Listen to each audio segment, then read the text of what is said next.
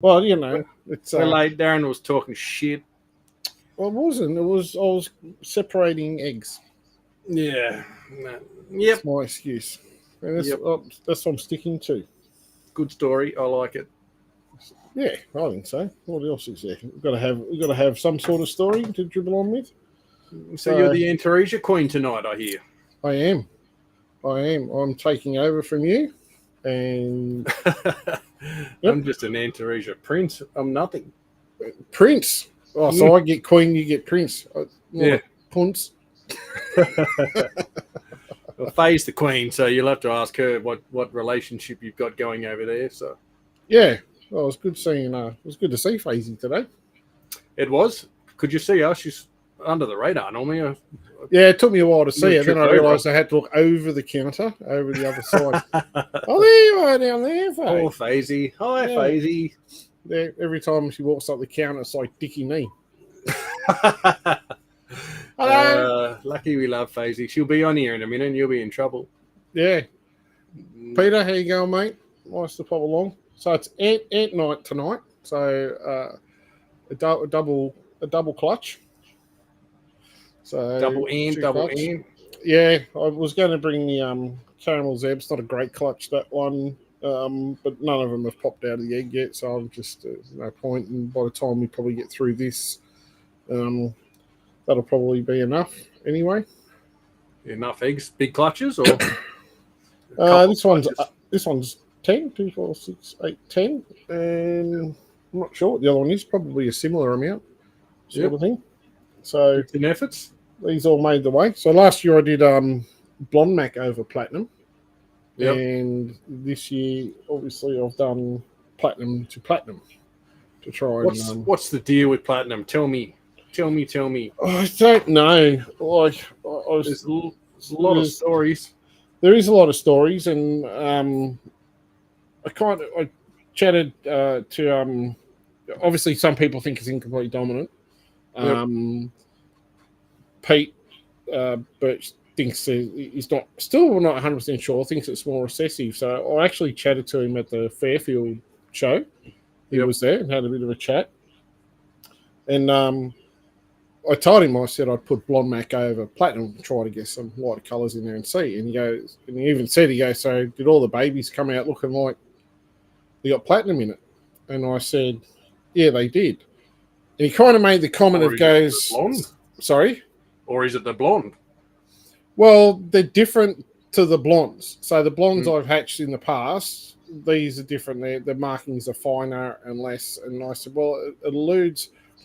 There was two things. One, I'm not sure if the parents are, if you look at it from an incomplete dominant point of view, if the male or the female are what you would call supers. They're very nice, very light coloured. They're quite really, really nice animals. You bred them? But I don't know. No, they come from Faisy. So all the clutch that I hatched from the blonde to platinum all look the same. There's just a similarity between all of them. So it would either allude to, in an incomplete dominant situation, that the platinum I use is the super platinum because they all have that mix. Yeah. But chatting to Pete, he's like, well, how do you know it's not polygenics at play? How do you know it's not polygenics in the platinum line? And I said to him, well, what does, obviously you have to have a wild type version. So what does the wild type form of where the platinum originated from look like? Yeah. What's the base model of the platinum? So what's the base model? So we know if you look at it. Is it just a Mac? Yeah, is it just a Mac? Is it a light color Mac? Like, I did know the history when these things popped up, and I heard that they were a mix and all sorts of other stuff. I'm not sure, but I really think it's an interesting topic. Pete has, I believe, by far produced more platinums than anybody else in the country. I mean, I remember going to Pete's 15 years ago, and he had clutches and clutches of them, and was trying to work out. And it's. I think getting someone that has so much experience, and Pete is meticulous in terms of keeping records. Like he weighs everything, and like he's in terms of statistics, he's he's very, very good at he all that does sort of stuff. I get lazy, Yep. but he goes pretty good. So I think, I'd actually love to get him on here. And I know he has said that he's happy to come on and chat about it. And I think it'd be cool to talk about that. And if he does believe they're recessive, then why? What is his reasoning? Like, he's no idiot. Like, he understands, he knows, obviously what he's doing. So I think it would be interesting. Sorry? He's the dirt snake king, so he's done plenty and continues to do plenty. 100%. So it would be interesting to hear, his topic and, play a bit of devil's advocate and just question, why do you think that? Why is it not this? All those things. That's the tough thing with incomplete dominant, because it acts very much like polygenic line breeding and getting things, in second generations that look even better. Could be supers, could be just better versions of polygenics, and then breeding one of those back to a wild type. Oh yeah, they all look like, the first step of incomplete dominant. Well, that's polygenic too. You've taken something extreme light and now everything's a little bit light, like it's very hard to prove unless there's some sort of special visual factor in the supers or somewhere that you can see, like zebras, it's like, caramel even is a hard one because it's not that visually different often, It is sometimes, no doubt, but well, one of the, to me, probably one of the first raging debates of a similar thing, which has been around for a long time, was hypobredline. Yep. And, it was renowned way back, probably best part of 20 years ago. That, hypo bredli and your wild type bredli and that was polygenic. Yep. But then you would see the same thing where a couple of people would breed them. You would get that polygenic variance or variation that you would get in a clutch. You get the polymorphic side of a wild type through down to your hypo, and obviously you get that, let's scale, for example, where at this end it's wild type, this end it's hypo, and when they breed them together, because they go, oh look, I've got some hypos and I've got some wild types. Yeah, but that's the range, the color range. In simple terms, that you will get anyway in a wild type scenario without being anything genetic. And it went, and that debate raged on and off. There was it's a super hypo and it's this, that, and the other. And then, even then, once they went overseas to Nick Mutton, even he did work on it, and then he was like, no, it's just polygenic. But it was our caramels mixed in with Bredli stuff, so you got possible super caramel hypo Bredlis. It's just, there's some crazy things, and how you work any of that out, I don't know. Like it's mismatched too far in some areas. Yeah, so I kind of look at the plate and think, well, maybe it's a similar thing. I guess in your head it's this. You see what you want to see. We've seen the same thing with hypo Darwins. They were around for many, many years. Bob Withy bred them for, over 10 years that I know of before they made the limelight. And even he said back then, it's just polygenic. I just get nice ones. You get this variation in it. Dave Raptor had bought some a long time ago. They were really nice, light-coloured babies. What they grow up to look like as adults. Dark. The Darwins. It's just... You see it in a lot of things, but if you want to see something, you'll see it that way, whereas... You can always plead the case. Yeah, you can argue either side. And, you pass on the information to people. They're going to, I tell you, I've done this, and this is what I've got, and you pretty up the picture, so to speak. What are you going to say? Oh, it definitely sounds genetic. Then if, you're getting this obvious, variation in the clutch, it must be. Yeah. I just think platinum's been around long enough now. I would have thought someone would have unearthed the secret. But that's probably a good thing that Birchie's done a heap of work with it and tons of clutches. You'll have the answer over 20 clutches, not one clutch flag wavers. That it's proven because one clutch. 100%, and that's like as I said, I've chatted to Birchie in the past about coming on having a chat, and I know he's keen as, and I think that'd be a great topic to have a bit of a chat with him about, and he's not one to take offense. Like, I'll question him about shit all the time, and vice versa, but it's how we learn. Like, if I just take your statement and go, oh, okay, you must be right, without questioning you, and vice versa. I give you my opinion and show you because I want your honesty. Yep. You know, I want someone. I want someone on the outside looking in. Am I being tunnel vision here? Am I seeing, what I think it is? And we've had many discussions in the past. I know when you were trying to breed stuff out, I'm like, have you done this pairing? You've gone, oh shit, no, and vice versa. It works. But the moment you're offended by someone questioning you, give up, mate. Give up. Yes. Keep an open mind. Not everyone's out to hate you. I think too many people questioning sometimes is good. It's good for the hobby that people question things and people have answers for them. That's how it works. Definitely. Hey, Kurt from Mr. Progressive Pythons. They're interesting. They are, mate. They're very interesting, and everyone's got their theories. So, and I guess how people react to being not questioned, but even discussing stuff is, I think, a true reflection of, their character. How do I say this nicely? Don't. It should not be an all-out war when someone says, have you considered this or have you done this to help prove the line? Quite often it's a way of adding more substance to the story if this has been done, but people take it straight away as, oh, what are you shitting on my story for? What do you say that for? It doesn't have to be that to be that. And I'm like, just asking the question, because if that happens and this happens, maybe it's not something. Maybe if it is something, it'll show up there and you can go, I think it's this because we've done this. And, it's everyone just gets a little bit too offended. And sometimes we're not very nice.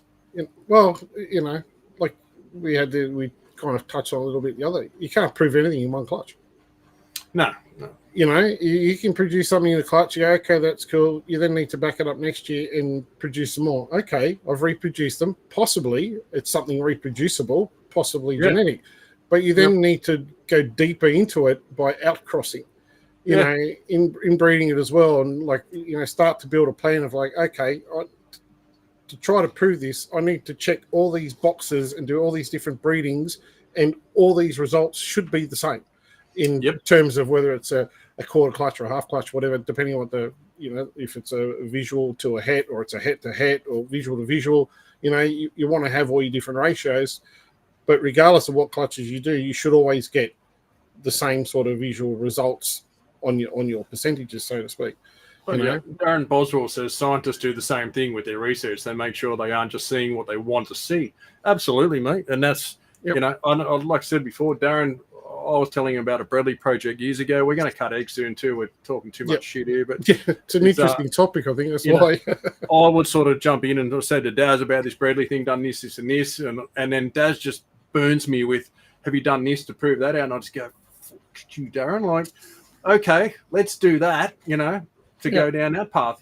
But sometimes you just get you just think you're on the right path and someone just comes and slaps you back into reality, So it's good to discuss these things, 100%. And, if everyone kind of took that attitude when people question it, rather than being, going straight on the defensive, and in being defensive, being offensive, if you know what I mean. Some people, definitely. Like in the case of Darwin, someone would crack the shit. So, if you can't see it, then you don't know what you're talking about. No, I kind of do know what I'm talking about. And if you think I'm just going to fall in line with all your other followers, then sorry, we'll end discussions now, because, if you need to do the work to prove anything out before you claim anything. So absolutely. Kylie Southwell, can you recommend a website or book that explains basics of genetics and more? Certainly can. I'm going to send you a photo, Daz, of the absolute best book that I use to learn genetics myself. And it's one, be careful when you Google this book, because it's called Genetics for Herpers. It's not herpes. And, Google tends to interpret you can't type properly and gives you good stories about herpes. And if you happen to be on Images looking for that book, it's quite graphic. Yep. Troy Lee, here you go, mate. Hope you're well, buddy. You say a lot of people while I find this picture, Darren. I do. So, Brendan Young, g'day, mate. Peter Staten. Adam's Family Reptile Den's in the house. Even, mate. How you going with your chasing 10,000 followers, mate? Hope it's getting there for you. Get on his page and like it, whoever's watching. Adam's Family Reptile Den. Go over there and give it a like and a share and do all that sort of stuff. We don't have 10,000. How's he got 10,000? Get on our page and like our page, then go to his page. Yeah, Adam, go to your page and tell everybody to come and like ours. Everyone get on Facebook and like everyone's pages now. Excuse me. Sorry about that. Darren Whittaker, Messenger. This book, I think, has been hard to get. It's like a $30, $40 book, so don't pay the stupid money I see it online for. I believe someone told me once they got an e-copy somewhere that was really good. This book is very basic. It's done with reptile pictures, with lizards, showing how recessive and incomplete stuff work. I read it once, I had no idea, and I read it again, and I went, I sort of work it out. And the third time I read it, it just went click. And genetics is one of those things, isn't it, mate? I know it is. I think I've told the story a million times, saying, I was confused as hell. I really got into genetics when I hatched the very first pepper, which was in 2007, and I had no idea what I was looking at, and I didn't understand genetics. And pretty much similar to what you, Brent, I had people trying to teach me and everything, and I got more confused listening to people than I was when I started. So I actually went and I actually did some research, found the genetics books, and started reading Punnett squares. And when you read too much in it too soon, you just get way in too deep, and it gets way too difficult to understand. And I took a step back, and one day I started fresh, looked at very simple, just a recessive gene and Punnett squares and red. And one day the same year, it was like, it took a few goes, and one day I just looked down and went, now I get it. That's easy as I understand it now. It's simple.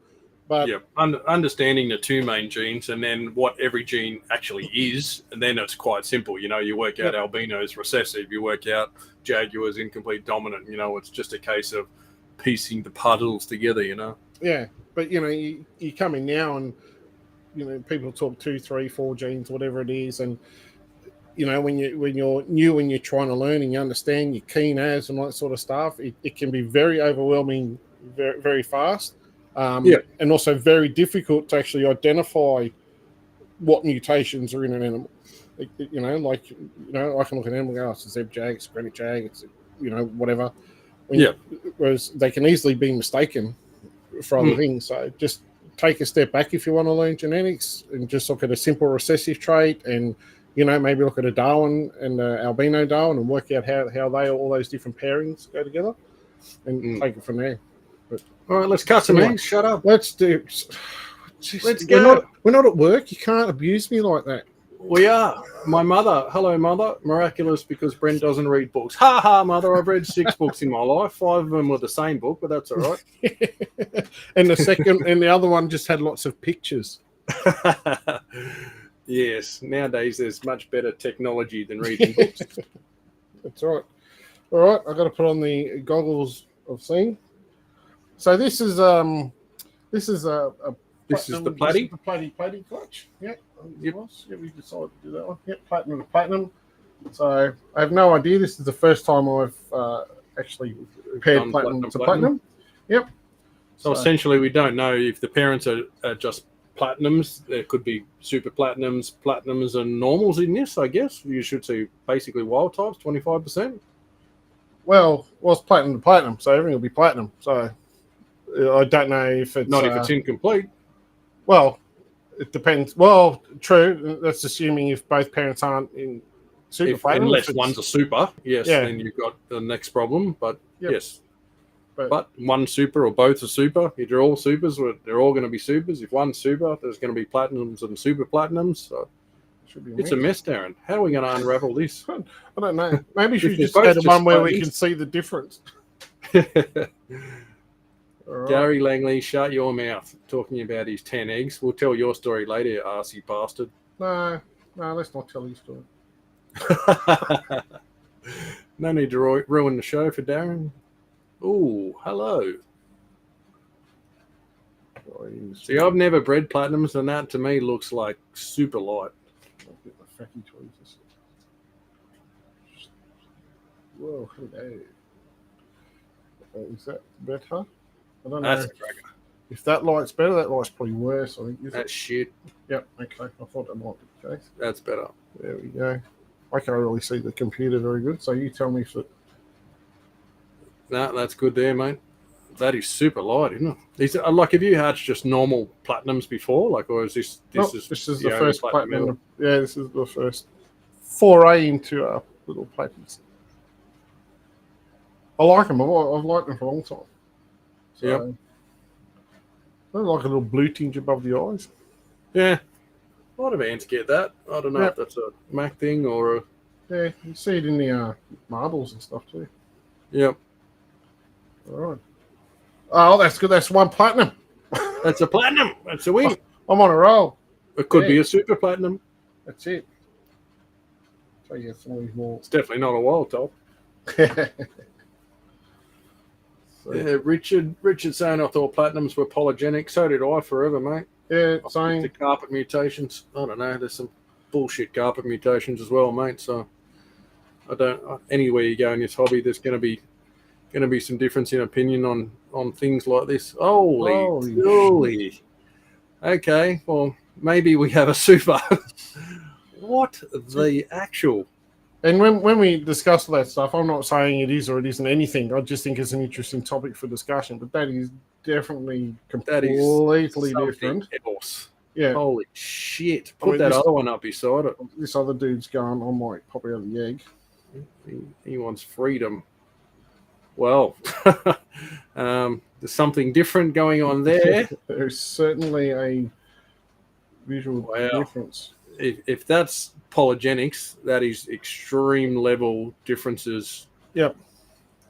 Like to be honest, when I paired mine and I hatched the blonde platinum clutch, when I looked at them all, my first thought was it says incomplete dominant to me, assuming that the platinum was a super, because everything in it was a difference. And maybe next time we do an egg cut, I might even grab a few of those babies and have a look at them. But I mean, let's just see how we go. So I'm going to put the dark one here.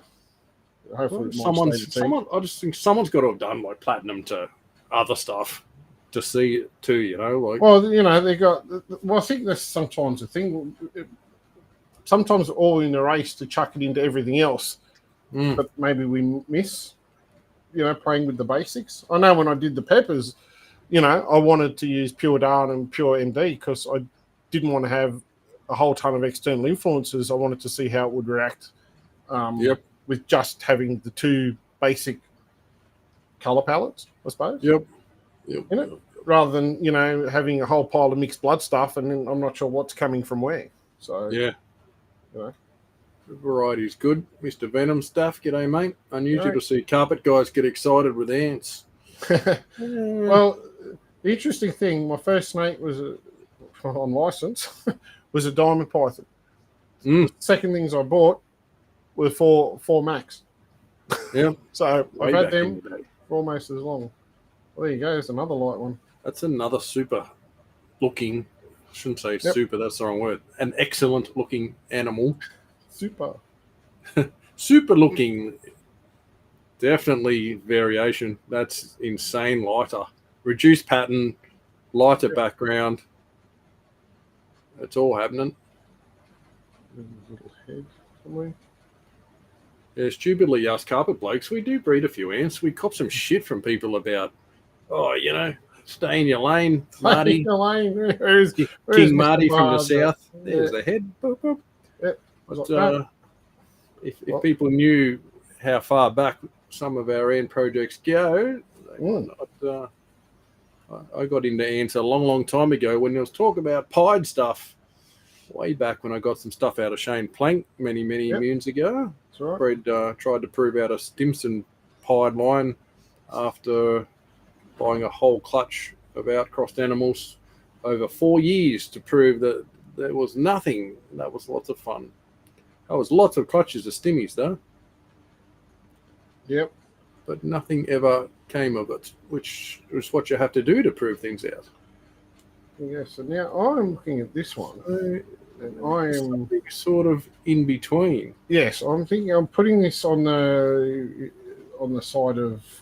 I guess what you'd call a het, I guess, if that's visual het, if you want to go that way.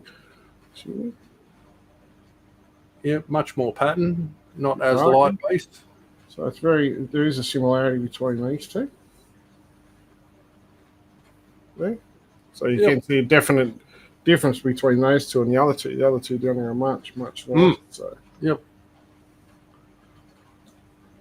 bloody awesome looking snakes, though. Whoa. Very cool. Let's do this one. Chopped out.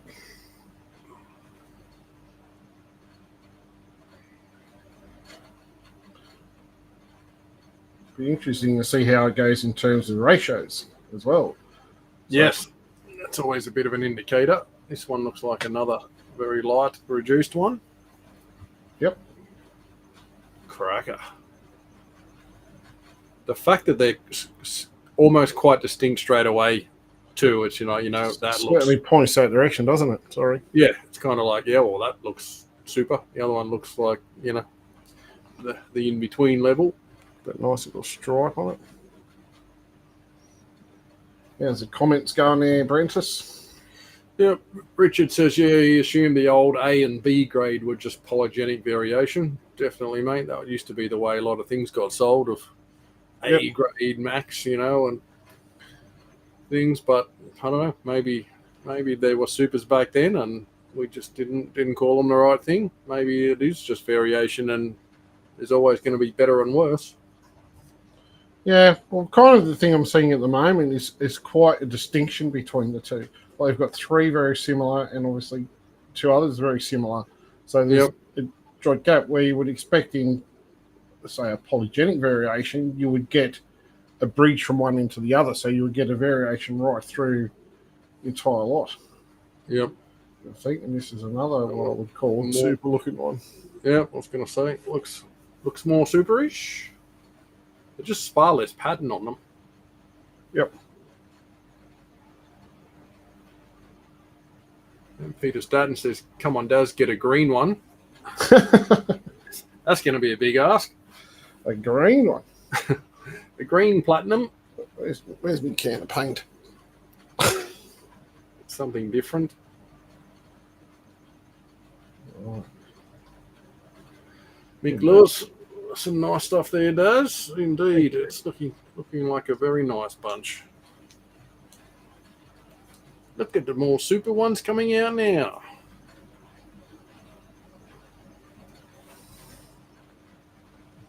Look at that. There's the size of that are near deleted.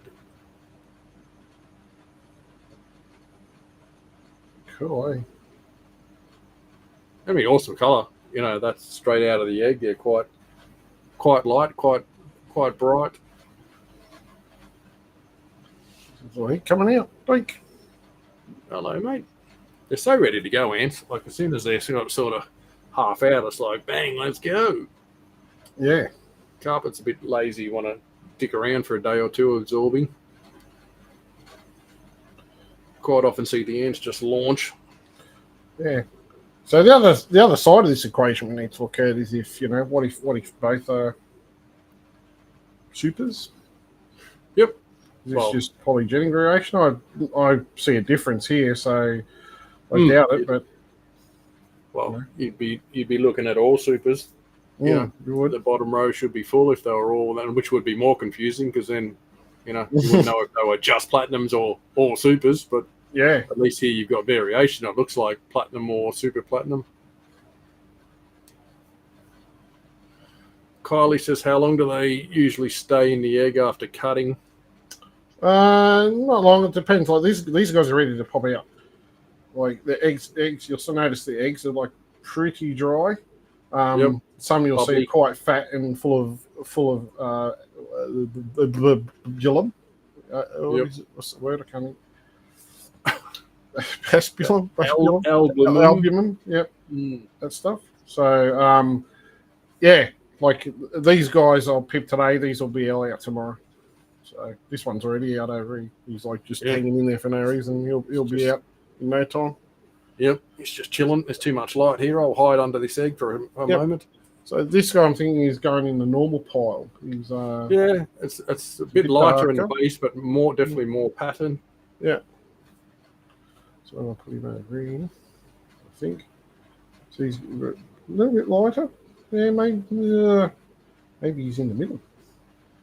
Could be. It's definitely different. He's a little bit lighter than that, actually. It's definitely a bit of pattern. Not a base colour, but I'm going to put him here because I'm not sure yet.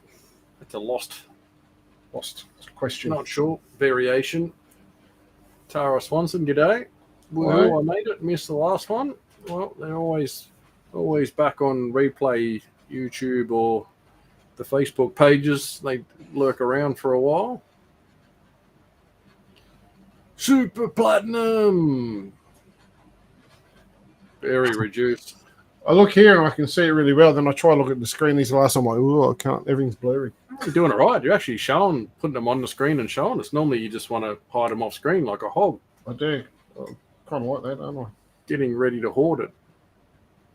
Is this little head?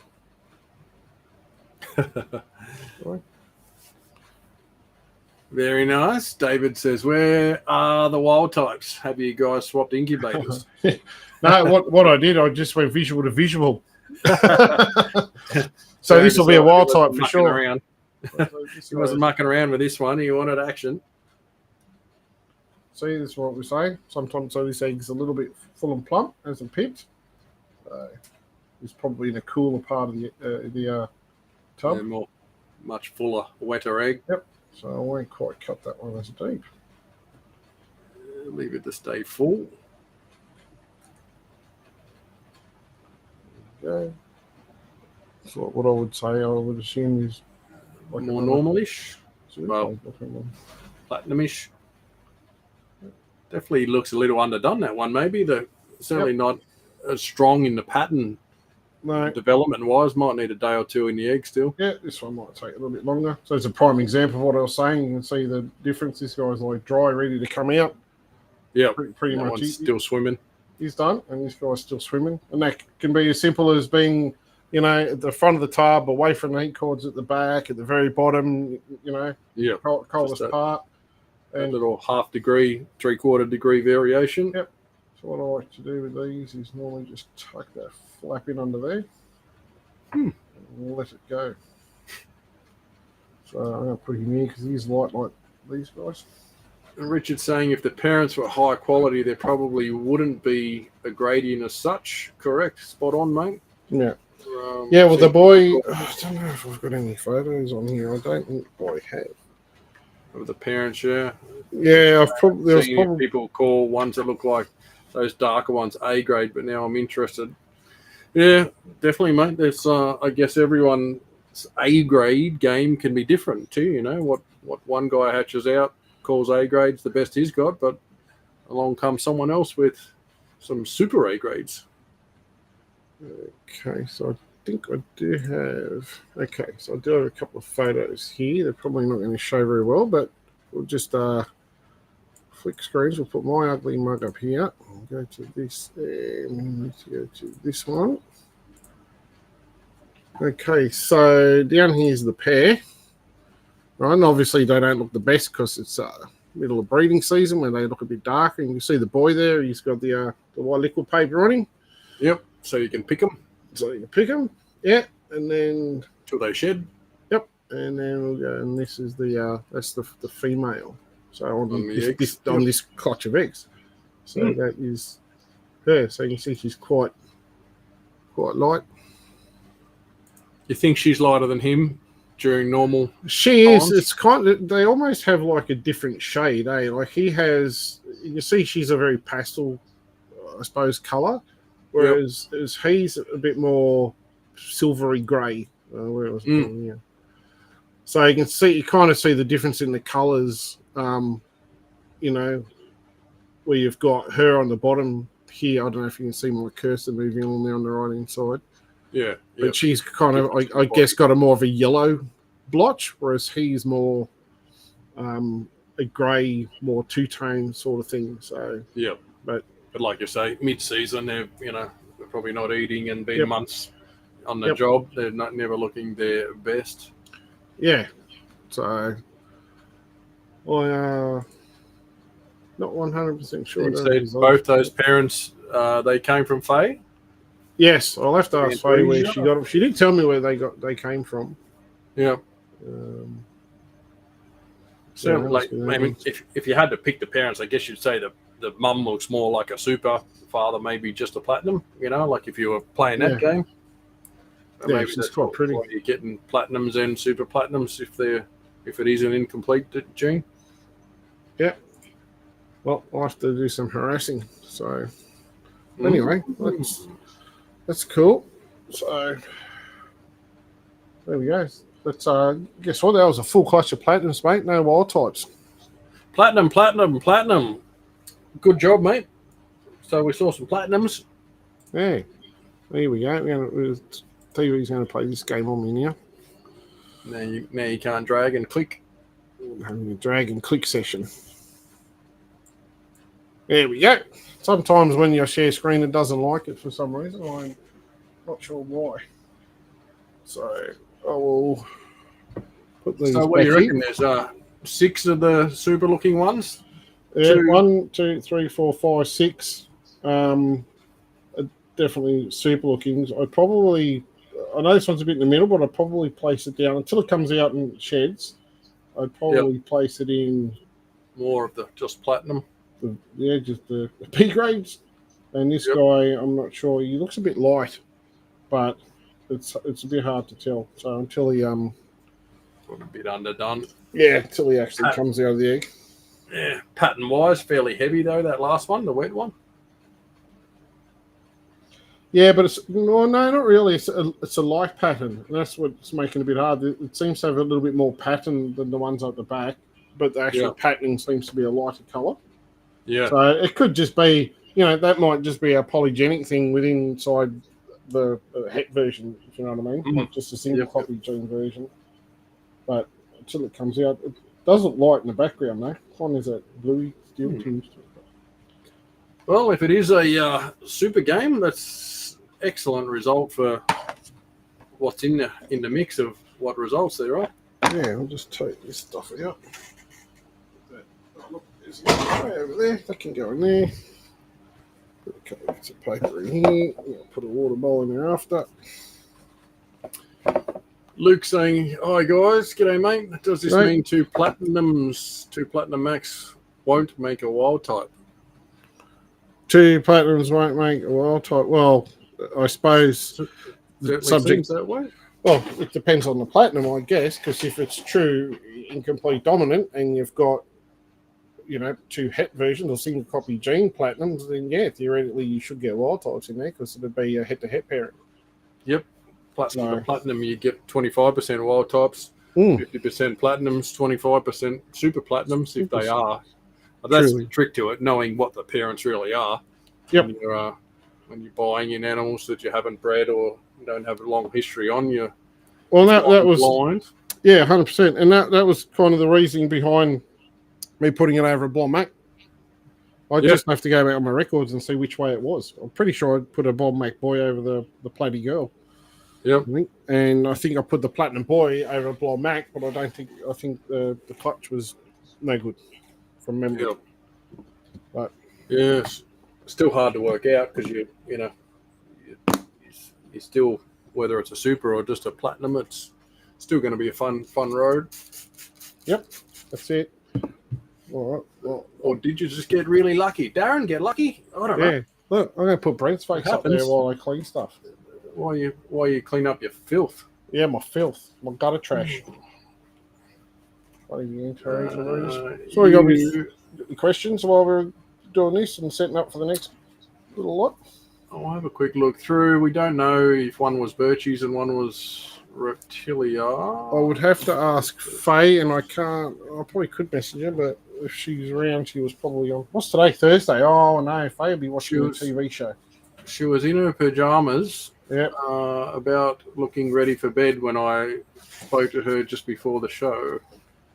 She FaceTimed me. Yep. She said sorry she was in her pajamas, and I said, well, I'm glad he got something on.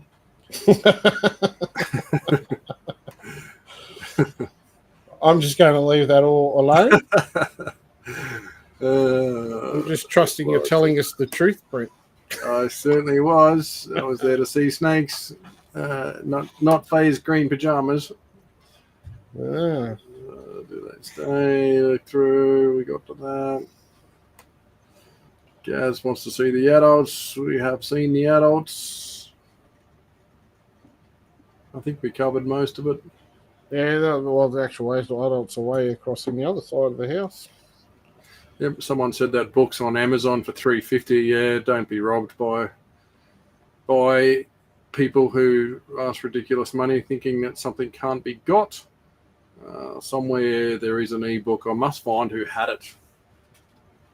Shona Faye Rankin, I can tag her. Nah, it's good. I can ring Faye if we need to, but Faye will jump on when she's ready, and we'll find out from Faye what they are.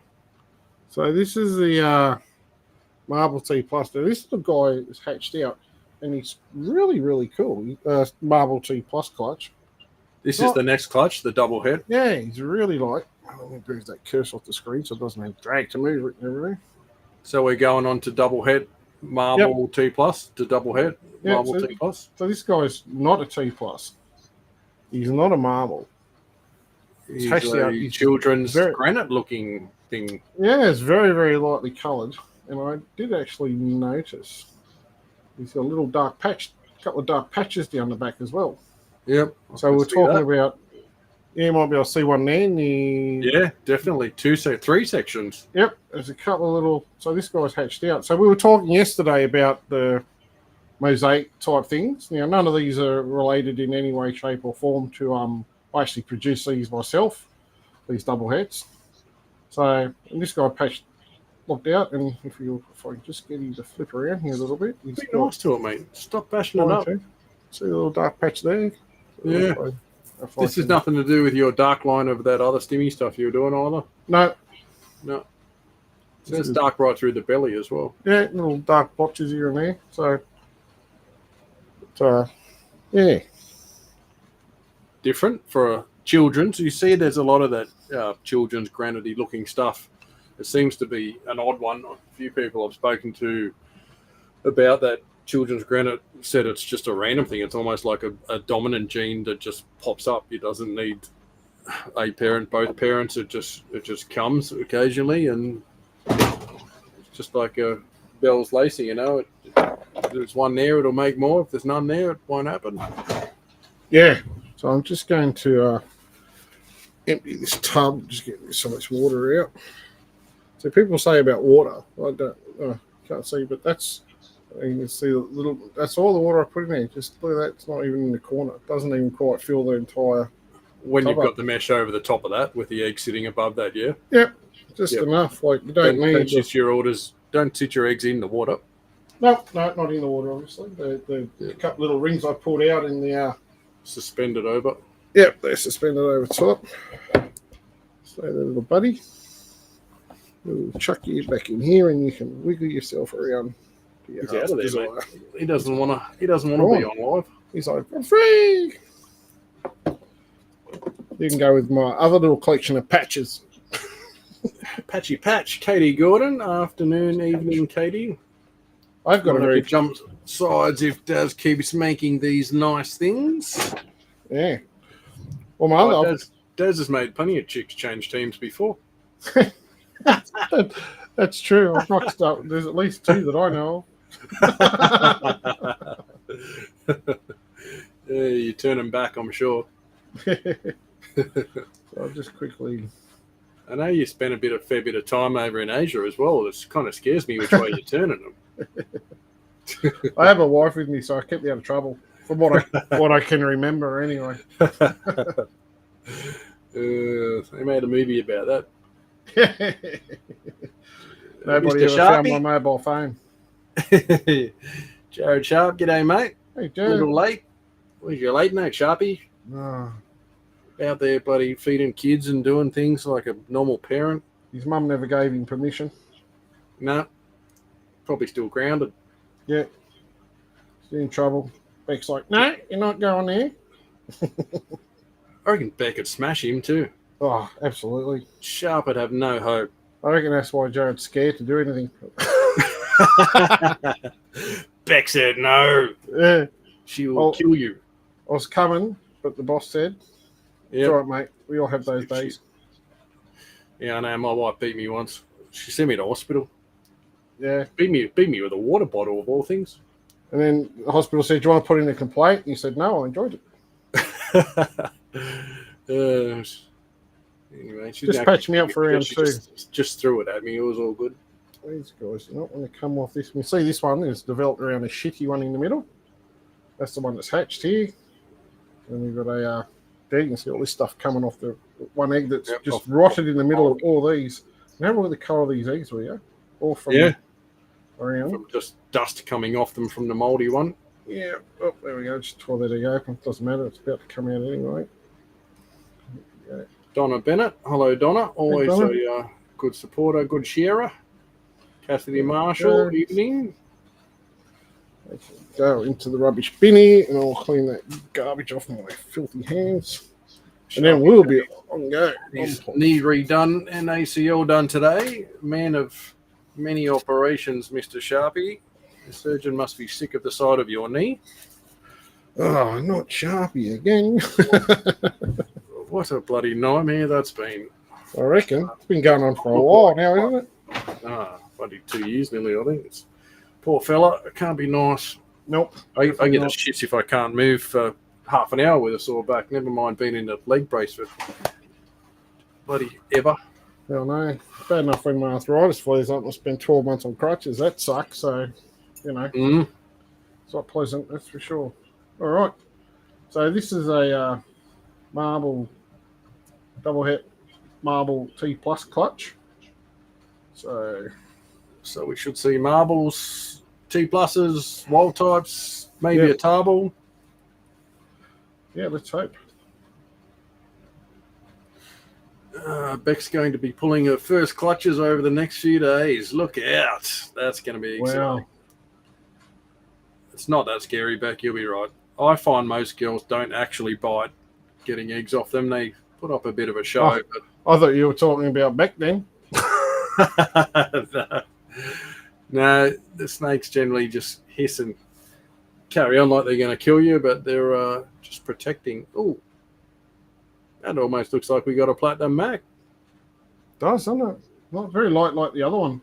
Light wildy. Oh, I'll have to look at the parents on these to see who was mum and dad, because I've got a few. There's like fairly broken up pattern too. 1, 2, 3, 4, 5, 6, 7, 8, 9, 10. Oh, there's 11 of them up there. Yeah. That all? That's all. Yeah, I don't know. Being a hoarder, I just kept the whole clutch. Excellent. This is like, I don't know, good. 3rd year breeding or something or other, I think, or something. I can't remember. Well, I like to look at what I might see in here. Something a little lighter. Something in this one. It's table, mate, for sure. Just call it. Just call it now. Haven't even seen it. Oh, yes. It's a light one. It's a light one. There's a little head coming out. Hello. Hello. Good morning. Hello. Afternoon. Evening. Hello. Look at those eyes. It's a black-eyed monster. Oh, it's Pepper. Got a red pupil. Can you see? You gotta be joking, haven't you? Can I see with these goggles? No, I can't. You can barely see your thumb. No, it's a light. It's good. Well, it's definitely a marble for starters. That it is. I'm not sure which way to go. But it's very light on the head. Yes. Very little. Very reduced, very light all the way up. So I don't know if we can... Yeah, I'm going to raise the camera back over there. Yeah, hold it there. It looks all black in the eye to me, but... At least I see. Maybe cool. So cool when it's out and about. I'll put the white one there. This one's having a wriggle around in here. I'll give this one a snip.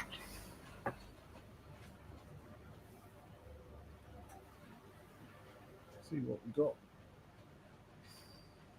So we got one marble, one wildie. Yep. I like how light they are. Oh, this is interesting. Talk about this. Darker. How much darker that is compared to the other one. I don't think that other one's not T plus. Like, no, it's definitely a different colour, but just a very lighter wildie. That is what I would normally expect out of the egg. Yeah, and a thick, heavy pattern set on that as well. Like when you compare it to this guy. Yeah. Yep. Him off. Him off. $3,000 for this one. Yep. Granite platinums. But Platinum. yeah, it's lighter and it's more broken up. That other one, it's a splabble. It's a splabble. Extreme level variation. Yeah. What else has got a head out? There we go. So put this one.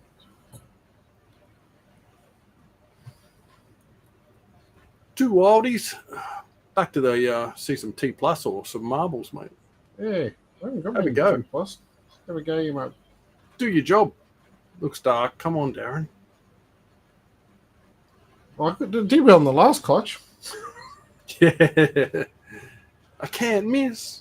I'm rolling out the wildies. Here we go. Wildy. Back to reality. Half of this clutch should be wildies by the odd gods. So it's going to happen with double head to double head. There's Daz on his wild patrol. Wild Whitaker's back.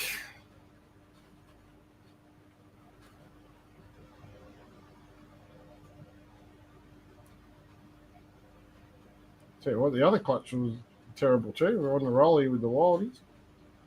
Hold on. Really confusing me why those two that are quite light are. Yep. Pretty typical wildie. Yeah. It's making that first one stand out as something oddball. He's got a hole in the egg.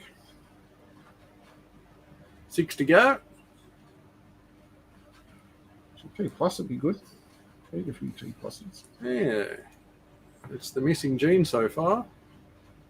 Wildie. Oh, that's very tiny, that one. That's really tiny. It's a small. Oh.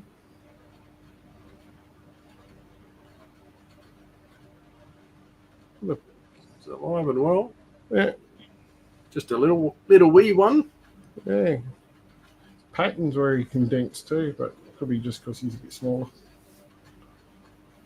He'll be fun to get feeding. Got any half-hour-old pinky mice? Yes. I hope so. Or you'll be cutting tails off bloody hopper rats. Or not. It's going to eat like a champion straight off the bat. Yeah, straight onto velvet rats. Oh, that looks pretty plussy. Here we go. Something maybe brighter. Not quite T plus. No, it's very. Jeez. It's T plus. Like T plus had the caramel different shade. Yeah.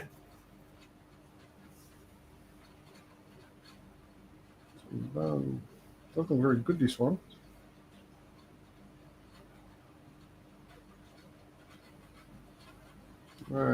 Thinking he wasn't quite kicking along. He's a bit tangled up, is he? Oh, he's not. He's a dead one. Yeah. He's a non-goer? Non-goer, yep. That's why he's not coloured up, and it's probably just a wildie that failed in pigment development late.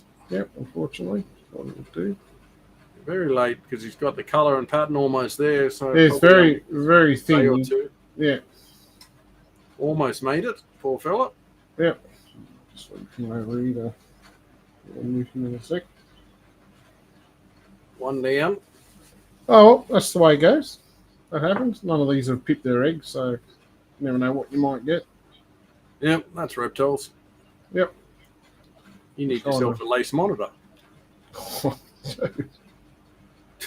you think of the food I could have fed them? Waste not, want not. Marble. Yep. Very wet egg.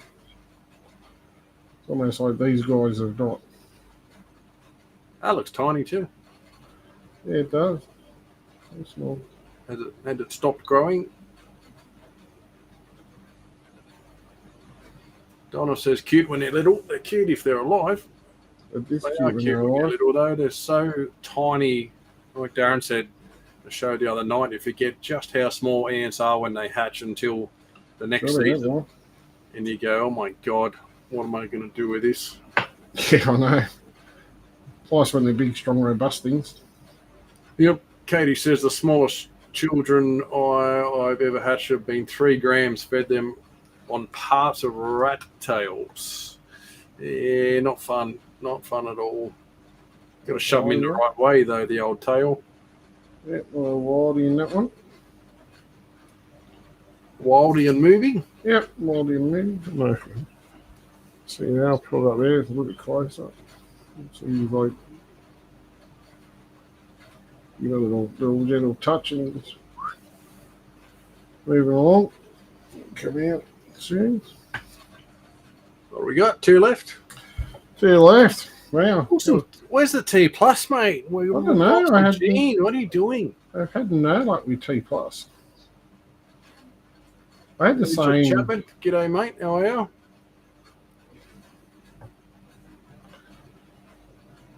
You just don't seem to land many T plus in these double hits. It's another light coloured one.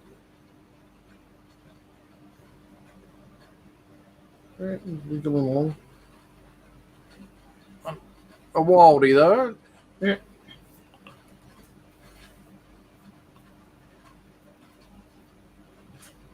Light but wild.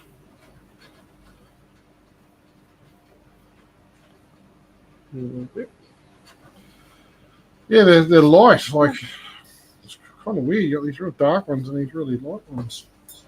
Yeah. Nod. G'day, Chris Fry. Evening, lads. Chris. Evening, Mr. Fry. How are you, mate?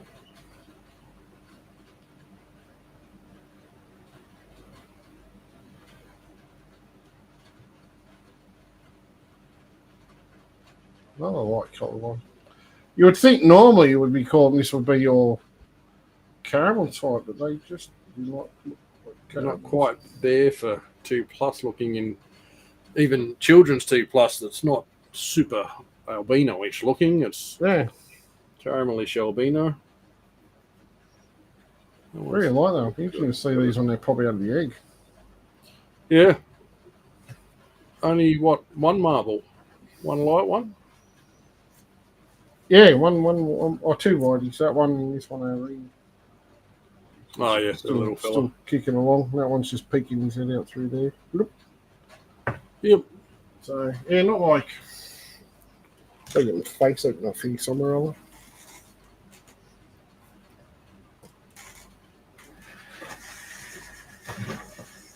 This guy was trying to eat me last night, no?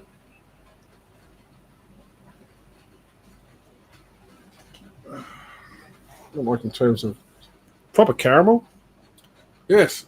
T plus. He's a T plus I prepared earlier. Yeah. Very hungry T plus too. Yes, eat Darren. Much difference in colour though to the wild types you can see. And the eyes normally will give it away. Now we can settle down a little bit, doesn't need anything. Oh, I just killed my phone. I just killed my phone. The snake went up on top and killed the phone. Snake grabbed it and see ya. Was taking the phone and leave it. Hang on. Lucky you'd finished cutting the eggs then, eh? I can always put it back, but yeah, I was just going to show you like his eyes, but anyway, you can see he's caramel, which is not like those other ones. But no, I'm not food. Oh, that was close. That little tense up and then their head comes over. Yeah, let's test this out. This could be edible. Let's test the theory of that. He needs to clean too. He shed and made a mess. Oh well, there we go. Well, that one wasn't as good as the first one, was it? The Platinum certainly put on a good show. That was nice, but yeah, not the greatest odds on the second clutch there, but that can happen. You don't always get every genie in every clutch with double hits. No. But But it'll be interesting to see these. Maybe, I think from memory, I actually hatched some of these out a couple of years back, and I questioned there was a light one like that, which actually did eventually turn in. Well, it is a T plus. It was light coloured, but just in the egg, it just kind of didn't quite look it. So wait, see what happens when it pops out. Yep. It was one. It was actually the one I sent you the photo of that Cherie's friend was after a T plus or something like that. Yeah, that one. Yeah, definitely T plus. Yeah. Obviously, there's variation in stuff. You get on stuff with heavier pattern, and it makes them look a bit darker when they're packing deeper, thicker saddles. Yeah, definitely. Oh, that's cool. Donna Bennett, my platinum spotted Jasper. He was 3 years old this month. He's about 1.2 meters in length. Is he fully grown? I would say yes. Pretty decent size. 1.2 is pretty good, and that's pretty normal for spotteds. They're probably one of the larger of the Antaresia family. 1.2 is up there. I've seen them bigger. I've seen some people feed them into absolute beasts.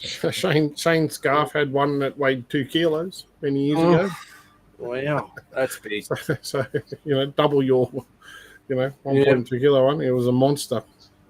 Yep. She's saying 1.2 meters in length, but like that's a good size. 1.2 meters in length. Good size. Yeah, might be up there. Yeah, definitely. But 1.2 is pretty normal. Most children's stuff a meter is about normal. Spotters do get a little bit larger, and they're certainly more food aggressive. I find adults will take small rats before season without too much issue. Yep. Well, my adult blondes, not the younger ones, the adult ones, they'll devour a medium rat without thinking twice. Sienna's going to be grounded. Oh, God. Hi, Sienna. Hey, Princess. She was at her school performance today. I don't know what time is it. 9. She must be finished home. So I had to go up there to the school, watch her couple of dances. Take a little car out. Yeah, no, that's next week. Tonight she was doing in her dance group. They had a special school night on tonight.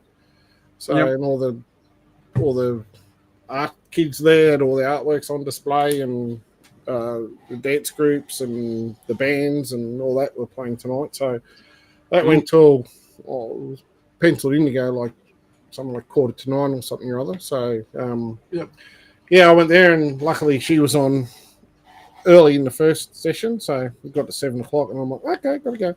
In and done. Yep. Now the street lights are home. On. So street lights are home. Street lights are home. So get home. Yeah, I brought them home. Yeah. Yeah. Move me little. It's on the saying. Move me little Komodo dragons. Should I feed him bigger than a weaned rat now? Probably not, Donna. It's now a balancing act. By the time they're adults, it's more of a case of maintaining their body shape. You don't want them round and bloaty. A weaned rat every fortnight probably going to be fine. Yeah, when I say mine will eat medium rats, it doesn't mean I'm feeding them medium rats all the time. I will feed the girl a few because she's quite a big girl. If she lays a clutch, then I'll give her a few medium rats. But most of the time, they vary between weaners and smalls, and the males, might get weaners, they might get hoppers, they might get adult mice. I'll eat anything, and as Brent was just saying, it's just to balance their weight and keep their weight happy. Obviously, if the girls lay the clutch, I want to put a bit more weight and condition on them. So, Yep. Just keep them. Depends what you're doing. You're going into season. Obviously, girls, you want to fatten up a bit. Keep a bit more on them. But if they're not for breeding purposes, then you just got to maintain that healthy weight and vary the food to suit smaller size feeds or longer gaps if they're looking a bit fatty, and some bigger meals if they're looking a bit thin. But certainly, 2 to 3 weeks, no issue at all for adult things 2 to 3 years old. Yeah, that's it. Keep the girls. I always prefer to keep my girls a little bit more chunky for obvious reasons. But the girls I'm going to breed, if I'm not breeding them, then I don't keep them big. But if I want clutches, then you got to feed your girls. I see. Good evening, Brent, and who's that fat bloke with you? Jeez, I did not see that one. Wow, I just read the comment underneath. There's going to be That's it. I love you, Dad. Was the next one? Come on. Yeah. That's right. I know. They want to go in the HG for their dinner, and she told me that they're calling the car Cara Del Rey because that's what they're going to play in the car. That just changed to Slayer. So I'm going to put my little boom boxes in there, and we're going to have Slayer at full noise. Yep, in the big power beast 6-cylinder. Mate, I doubt you have any power whatsoever over your daughter for what she chooses for things to happen. So good luck with that. Let me talk it up tough while she's not here. Yeah, no. Yeah, she's probably gone to bed now. She'd be bored. Too much other things to do. Yeah. She probably looked at the wrong one. Fat bloke. Wrong bloke. Wow, that's it. No more chocolate for you, little princess. Nah. I'm going to eat it more. Ready? All right, so where are we up to? Sort of feeding bigger, yes, every fortnight. Mitch D, how late am I? You are like just snuck in the back door because we are going. Yeah. We started. Go to a replay and see Daz pull some awesome platinums anyway, and then back to Wildy Whittaker. That's right. Keep on rolling. Well, someone's got to stick up for the Wildy types, don't they? They do. Do that last one from David question, and we'll be done because my phone's exploding with messages today for some reason, so I'll have work to do still. Guys have any maternal incubation issue? No. Darwin girl at day 40. No, it stresses me out too much. I've done it before. I will do it again. Yeah, I think if you set them up right, Birchie's doing a great job of it. I see definitely in the effort and making conditions right. I didn't have a good setup when I did it Darwin's long time ago. Yep. Talk about stress. I was like day 70, and not out, and I am shitting myself. Like, it's very stressful. If temps are low, if they can't get enough heat to them, that's definitely going to take longer. Mm-hmm. So set up right, definitely, mate. Maternal's the way to go, and everyone who does it regularly tells me that the hatchies seem stronger, better feeding response. There's got to be some advantage to it, I'm sure.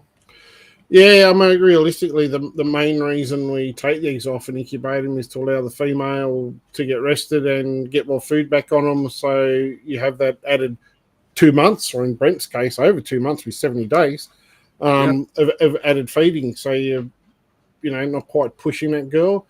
And it's probably not a bad thing if you've got enough girls that you could probably, breed this year and rest for a season and just take that little bit longer time and just feed back up and recondition and breed something else in the meantime. But if you're breeding some girls back to back every season, then that 2 months, allows them to lay their eggs, remove them. She settles down. A few days later, they're back on the feed and allows you to get that condition back on them so that when they do produce a clutch, they're not, burning off all that excess energy they've stored. You do that 2 seasons in a row and not get enough food into them, they really lose condition. They really struggle. Yep. And they'll actually stop breeding for a season if they don't have enough condition. Yeah. So definitely we think we're good, taking the eggs and giving them, I guess, what we believe is the most perfect conditions for incubation. It's very stable temperature, 31.5 or whatever you're cooking at, and extreme high level humidity. We give them every best chance we can, trying to get them, to hatch perfectly. But sometimes nature's nature, and it does not happen. Yep.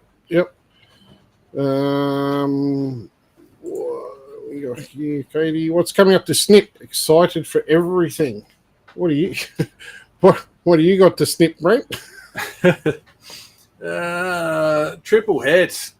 Let's go. Hurry up. It's the first triple head clutch any day, really. They're due on the 7th. Well, the 7th will be 60 days. They'll come early.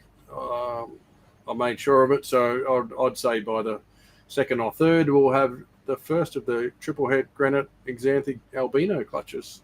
They will be very exciting. More exciting because you've got them and I don't. Yes, I do. All of them. It will just be wild type fest here. There will be a lot. That's what's going to be frustrating for me because we're back to love it.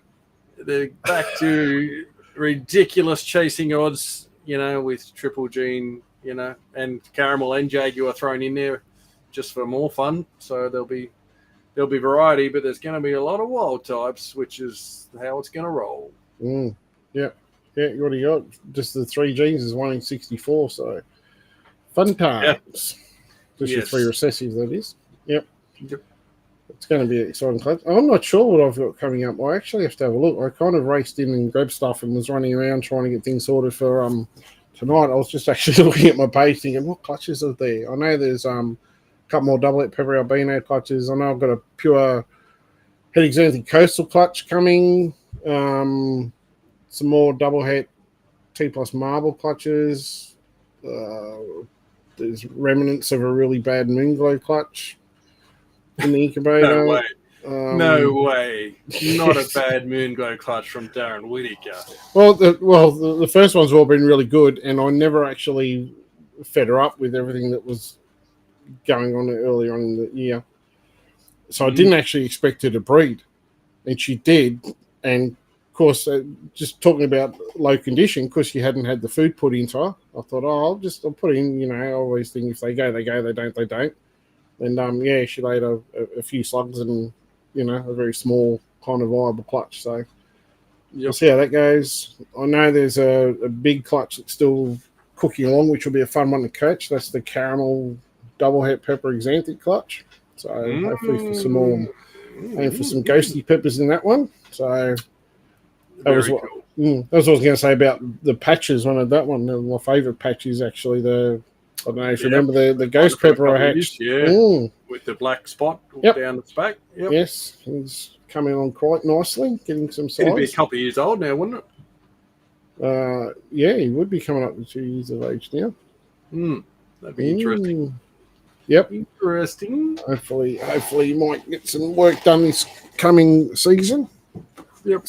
So they're not very nice. Not quite as big as what I would like because, I spent probably 6 months of not actually feeding much during mum and dad and all that sort of stuff. So I lost a lot of food, but he's well and truly on the pump now. And they are slow feeders, actually, to be honest. Now that I remember, they're really hard to get going. Yeah. But now they're feeding. They're on there. Well, they should be eating. They should be taking weaner rats. So they're not massive, but there's plenty of time. I get up to size. So it's a couple there. Yeah. So, but anyway, I can't remember what else there is coming. Some more albino stuff, I think. Some stripy stuff. There's probably another 15 clutches or something. Cool stripes. Yeah. Yeah, you like those, didn't you? The other night. I do like those. They are pretty cool.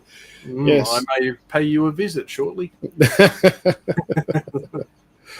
Well, lock and key. Alarm system will be on. The cameras will be switched on. No one's home. Don't worry. Sienna will let me in. Yeah. I'll be good.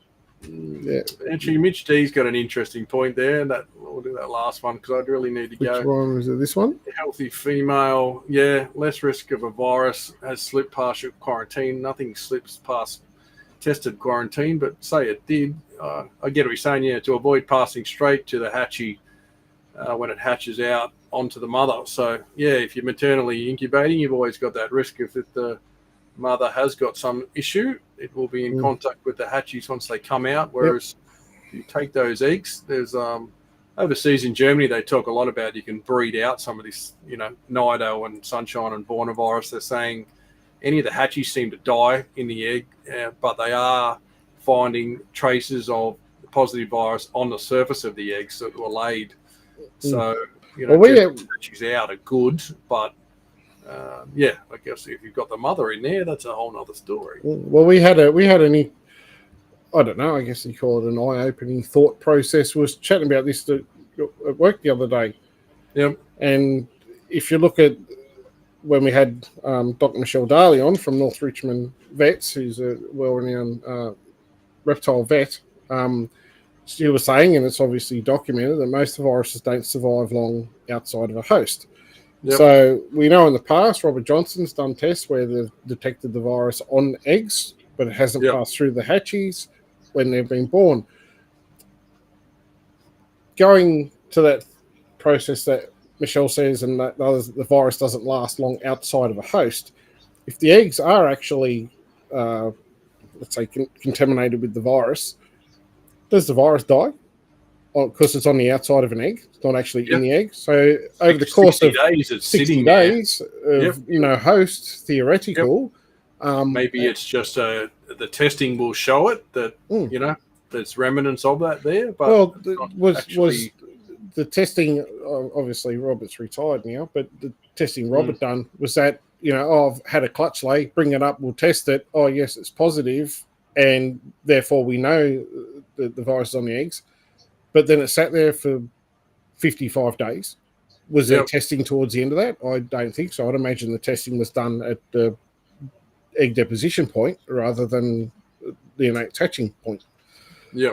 So it's something I've been meaning.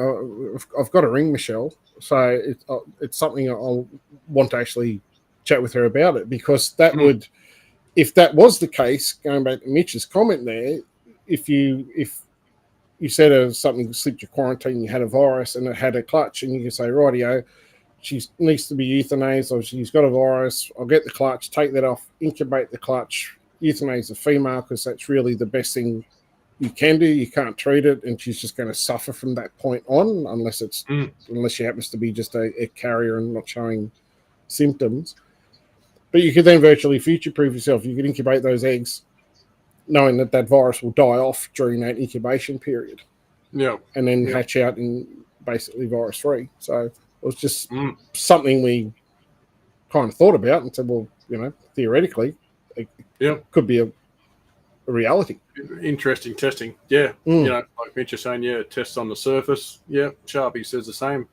Test shows the virus, not if it's alive or dead, but it'd be interesting to test some of that things, the dead animals, were they positive? I think that talk we went to with Shane Simpson, I think he did some testing and said the animals actually inside the eggs that were dead did test positive. The actual, it wasn't just the egg surface. So is nature trying to kill out the virus through reproduction, or whether it's going to be on the surface and can pass to other animals. No, that's an interesting one. But definitely if the mother's there and she's bubbling or drooling or something, or crawling through poo of hers or something, I'm sure you're going to spread it. Problems. Yeah, mucus and poop is where it's going to roll from. Yeah, I mean, well, I suppose it's the rain, but yeah. What's he saying? It's also very easy to get negative test result when the virus isn't shedding. So animal slip-through testing is a very real thing. Yeah, of course. Yep. They recommend several, and my guy is saying Sunshine's test, he reckons 99. Well, and that Shane Simpson said the same thing. He reckons Sunshine you can pretty much get in 1, 2 to be sure, but he was saying 2 to 3, and over different times of the year. At summertime and one in winter when they're under the most stress. Yeah, colder. So certainly Shane reckons 2 to 3 to be sure. But even then, he never said 100%. He always said 99% one test, not shedding the virus still can be false negative. 2 tests can be 99.9%. It's not 100%, it's none of them will put their absolute rubber stamp on and say if you do 3 tests, you're 100%, because they can't guarantee that. It's time. Yeah. It is unfortunate. It's the way it is. It's very hard, in these days, and you got to be so careful. I'm lucky. I guess Brent and I are lucky that between the two of us, we've pretty much got shut down collections now. We kind of got everything between the two of us we need. So, play it safe, never trust. And the more you buy and sell, the more chance of, and the people I could name that have had entire collections wipe out. Flipping stuff never ends.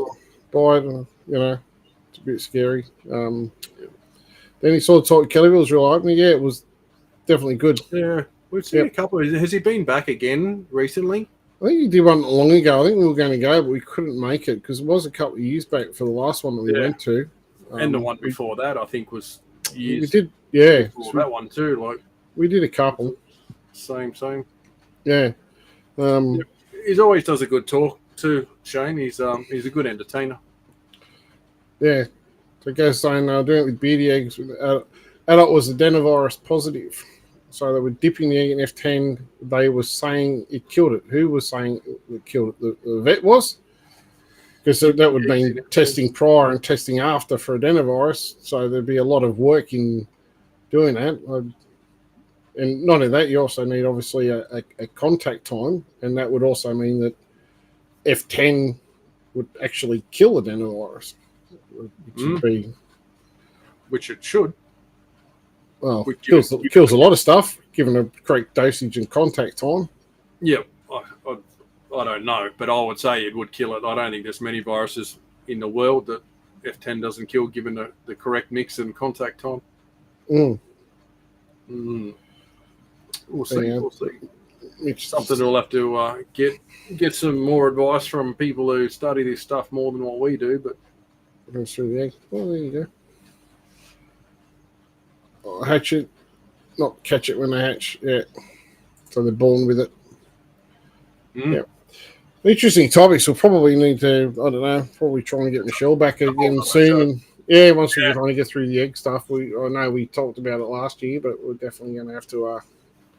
It's so slow to update that stuff. Shane said the same thing. He said, nothing's changed much. We sort of talked 5 years ago with his stuff, and talk 2 years later. It's much the same talk because there's just not the funding to change the world in that front. No one's going to go out and spend hundreds of thousands of dollars, hoping to prove something, because they ain't going to prove shit.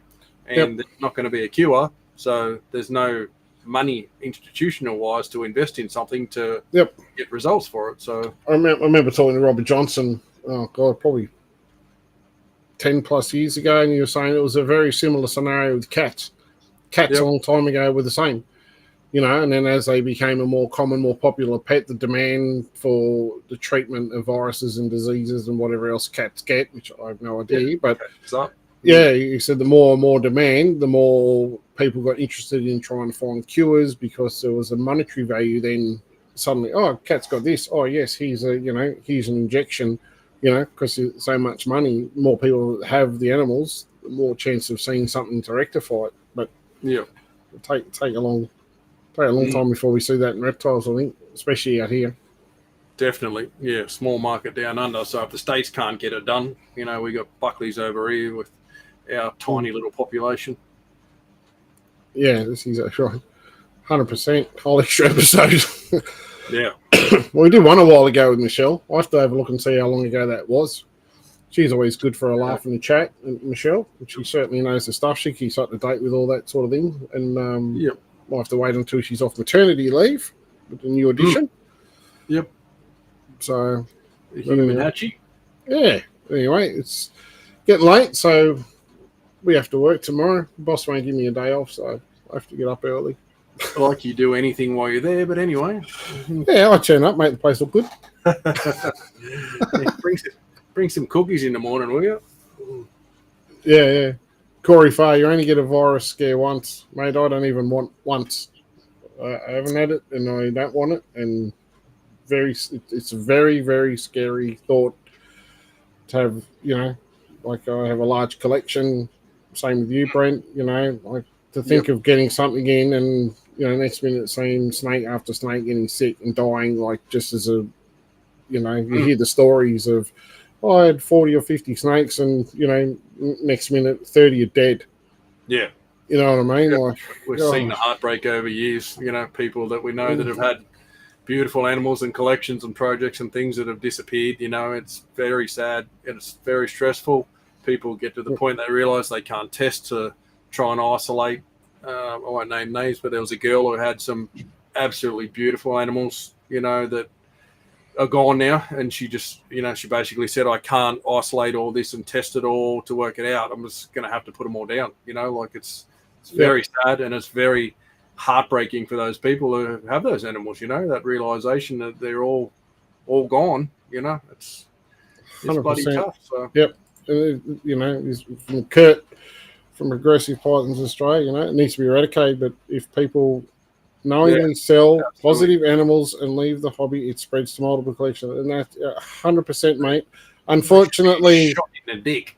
Whenever there's a dollar value attached, that's all they see. Oh, I'll get out of it quick. I'll sell my entire collection to someone for lots of money, and it's not the right thing to do, unfortunately, though. But people just go dollar, sell, get out of it before it's a problem. But the buyer also has a responsibility. If you go buy a snake off someone's collection and there's one there that's dribbling and snotting and everything else, walk away, burn your clothes, have a shower, stay away from your collection for 2 weeks. Yeah. Everyone's responsible for protecting their own collection. You've got to quarantine. You've got to test your own stuff. It's as simple. But I get it with people with small collections. I know one of the girls at Hawkesbury Herbs was telling me she 10 snakes, not high risk, not that any snake's more valuable in what they are. They're all life, like whatever snakes they are. But, she buys one snake from one guy and wipes out a whole collection, It's, it's going to happen. It's the bigger collection you've got, I guess you've got more to risk. So you take more care. You do whatever you have to do to protect that. And once you've gone so far with testing and quarantining, you can't go back. You've got hundreds of animals now. No one animal is worth risking all of that on. That's it. It's scary. And a few people, I've questioned a guy a long time about it. And the reasons people give for selling animals there that are questionable is unbelievable. I've got to get back money I've invested into these things, so I have to sell them. And I'm just like, mate, do you imagine how devastated you were when it popped up in your collection and you're happy to sell that to someone else, knowing that's where that's going on another scale, But it's multiplicative, though. Scum sometimes. That person buys it, brings in their collection, and infects 10 pythons. Yeah. Right? And then they go, oh, I've got something wrong. I'll sell everything. So they've taken on one snake that's wrecked their collection. They've now gone out and multiplied that and sold it to 10 other people and just 10 more potentially destroyed the ride. 10 other people on the ride. It's like, I've spoken to my wife about it several times. I thought, what would you do? And I said, I'd probably freeze everything. You'd burn your house down. I would just... like what do you do?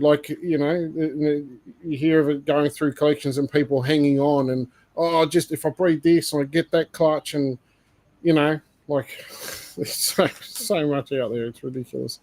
It is. And Corey Fastest, when you're new to the hobby, education isn't there. That's true, mate. And everyone starts out. Yes. And the problem is it's such an addictive game. So many you see come in guns blazing. I want one snake or I want 10 snakes. I need this, I need this, I need this.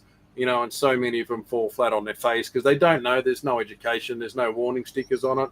Yep. And they run into something and then, what's this? I've tested it and it's come back. It's Borna, it's Sunshine, it's Nighter, whatever. And then suddenly, got to test this, and then they're out of there, this is too hard. I'm gone, It's very sad, but it's, I think we're a long way from getting rid of it. The states have $20 testing or something. You can swab your own animals, mouth and cloaca, and send tests away to get it done, and they can't even get rid of it. You can test for $20. I don't know. We're paying way too much money down here in Australia for testing, which is for guys like us, not a problem. You're going to do it. You have to do it. You're in too far. But for the guy who's got 4 or 5 snakes and they bought, a $250 T plus children's, they're not going to spend $800 to test that animal to be sure it's good for their small collection. It's just not. Yep. The reality of it is it's not viable to do that. But so sadly, yes, it's going to be a tough one. But people doing the wrong thing when they find problems is never going to help it. It's always kind of when people say, "Oh, selling this X amount of dollars." Tested for all viruses. It's like, hang on, it's going to cost you $400 or $500 to test for all viruses, and you're selling for $250. Just freeze the snake and save yourself $250. Put it in your pocket because you're losing money to sell it. Like, it doesn't happen, and never trust it. If you ever read that shit, don't trust it. Take it, quarantine it yourself, test it yourself. Nobody can test something and then still have it at their premises and sell it as a clean snake. It's impossible. Like, I can't pull this one out and test it and feed and clean all of these and say, oh, they're tested. That one is fine. Like, you got no hope of ever isolating an animal. You need to quarantine and test it yourself. It's a whole different ball game. Tyler Copley, hey buddy, how you going? Tyler, how are you, mate? Scammer. I'm not sure. I don't know about that Tyler Blake. He's swatting them snakes and does. Upset. He's a good bloke. You down on your perch, you Jew-bag piece of shit. But, anyway. That's all right. He's a good bloke. Yeah, and I mean, I only buy from one guy for the last couple of years just in case. Yeah, it's a safe bet, but if you see people buying and selling constantly, got this, got that, aside from hatchies that they've bred, I'd be skeptical. They're selling adults all the time. Absolutely. If things look too good to be true, they often are.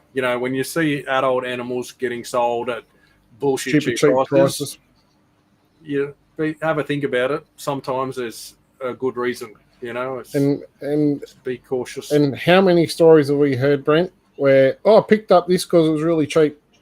Yeah, and it's turned into suddenly it's got an RI. Cheap after all.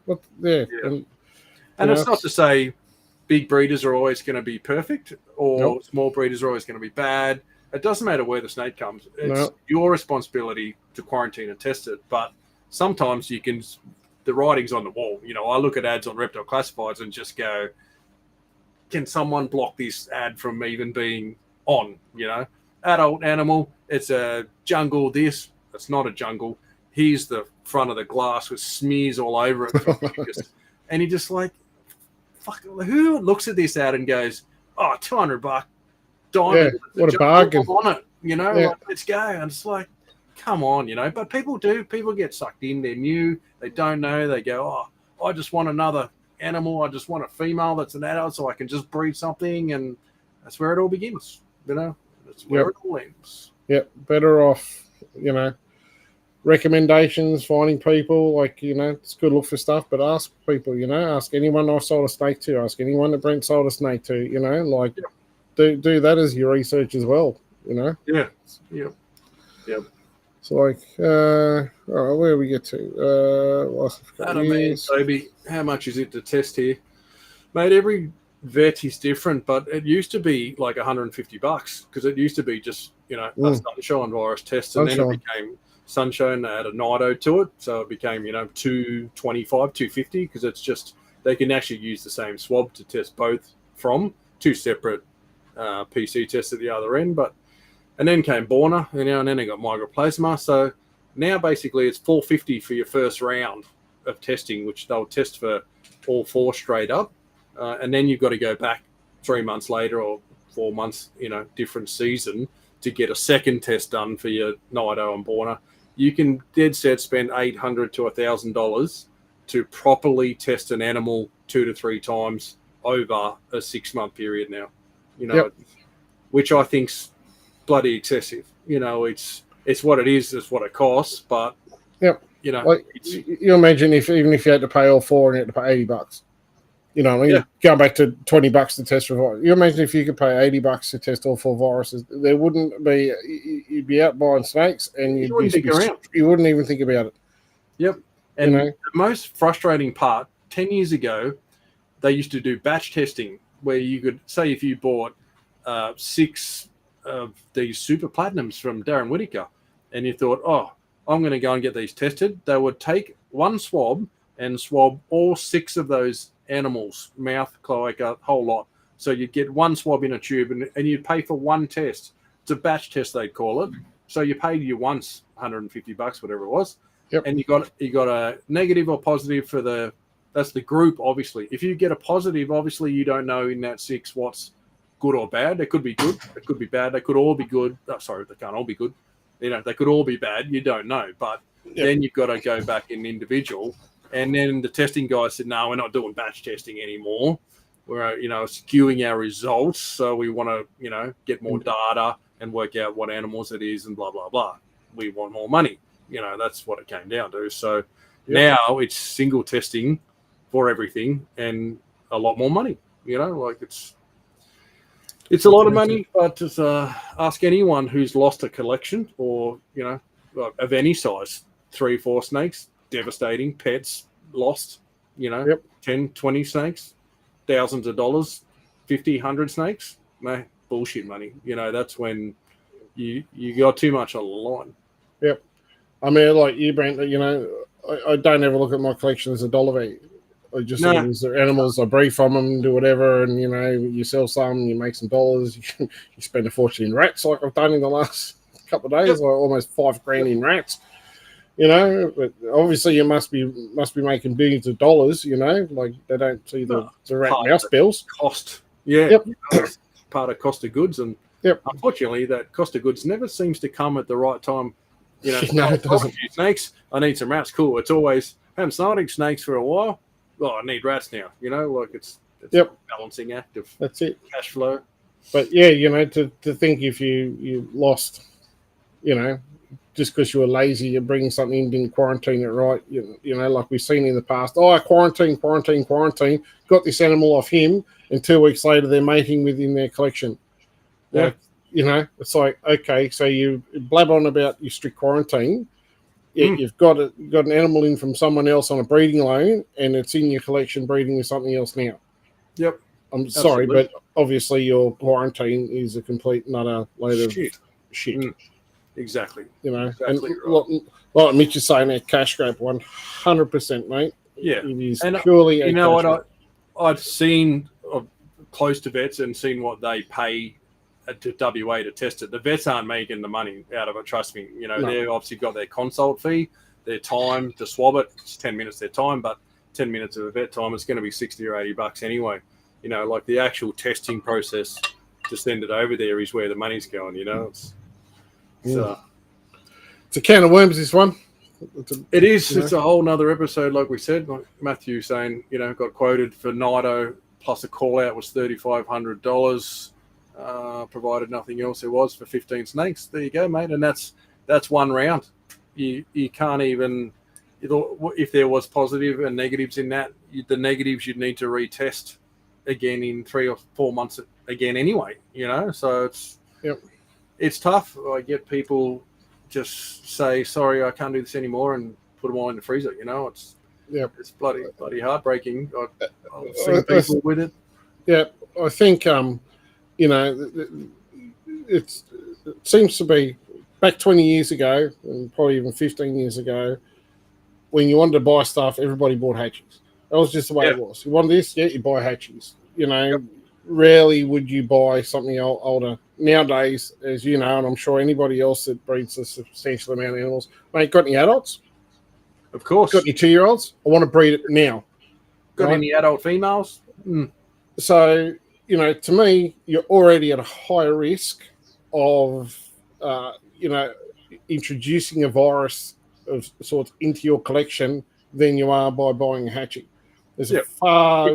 If you're not quarantining and testing, yes. Yes, but you're far... Well, if you're buying an adult because you want to breed it, what are you going to do? You're going to get it home. It's going to go straight into the boy, the girl, whatever it is. So there's zero quarantine. Going in with 3 other girls and, Yep, and we've heard the story. I'm pretty sure I know exactly who the person was you were mentioning before, and breeding loans. Yeah, yep. Right. It's always the trap they fall into. They get, I get a clutch, get this, that, and the other, and fall in the clutch. But generally, like we do egg cutting shows, those hatchies are going to go into a tub, and they're not going to move. All my hatchies are separate to everything else. They'll go in there. They've got their own set of tools, utensils, everything that I feed all the hatchies and do all that with.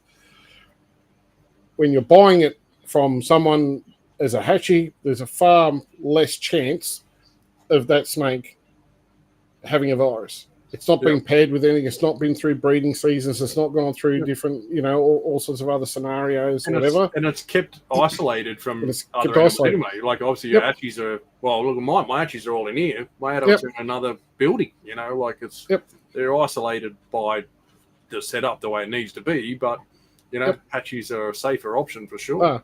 In saying that, you've always got to do your due diligence. You've always got to make sure you check, isolate the animal. You buy a hatchie, like I have a separate little little area. I used to have a completely separate site where all my animals were, and I used to quarantine everything at home. Now I've got a little setup in the bedroom when I need to. When I buy something, it goes in there, and I just have a little setup. And I don't buy anything other than hatchies. I'd rather have the patience to feed something and grow it up over a couple of years than to rush in and got to have it now, and run the risk of losing, like I fed, I don't know, I didn't even feed all my adults the other day and went through 150 extra large rats, and it didn't even feed every adult. So, that's a lot of risk, just because I've got an adult and want to breed it, put it in with 3 snakes, you don't realise that snake dies. Oh, geez, what happened there? Next minute they die, and before you know it, you've shared your cleaning tools, utensils. Yep, that's it. So Kurt's saying that's why he has a closed collection and no I sell clean hatchies.